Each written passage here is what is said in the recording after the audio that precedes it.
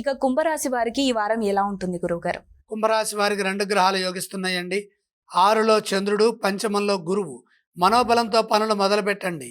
ఎటువంటి చంచల నిర్ణయాలకు తావివ్వకుండా మానసిక దృఢత్వంతో లక్ష్యాలను పూర్తి చేసుకోవాలి. సకాలంలో బాధ్యతలను నిర్వర్తించడం అవసరం.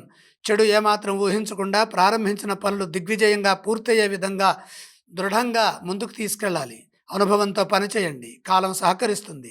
సందేహం ఉన్న చోట మిత్రుల్ని సంప్రదించండి. మిత్రుల సహాయ సహకారాలతో మేలు జరుగుతుంది. అలాగే కుటుంబ సభ్యుల యొక్క సూచనలు పనిచేస్తాయి. ఆర్థికపరమైన సమస్యలు గోచరిస్తున్నాయి కాబట్టి ధనాన్ని పొదుపుగా సద్వినియోగం చేసుకోండి.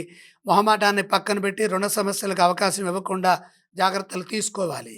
ఉద్యోగపరంగా సమస్యలు గోచరిస్తున్నాయి. అడుగడుగునా ఇబ్బందులుంటాయి. తెలివిగా వ్యవహరించండి. ఇతరుల విషయాల్లో తలదూర్చకుండా సున్నితంగా మాట్లాడండి. శాంతంగా సమాధానాలు ఇవ్వండి. వివాదాలకు అవకాశం కల్పించవద్దు. మాత్సర్యంతో కొందరు మీకు ఇబ్బంది కలిగించాలని చూస్తారు. ఆత్మవిశ్వాసం సన్నగిల్లకుండా పనులు చేయండి. అదేవిధంగా వ్యాపారంలో కూడా శ్రద్ధ పెంచండి. వారం మధ్య భాగంలో మంచి జరుగుతుంది. కుంభరాశి వారు ఏ స్తోత్రం పఠిస్తే బాగుంటుంది?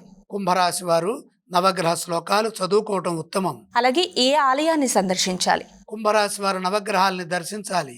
ఈశ్వరుణ్ణి కూడా దర్శించాలి. ఇక ఏవేం దానం చేస్తే బాగుంటుంది?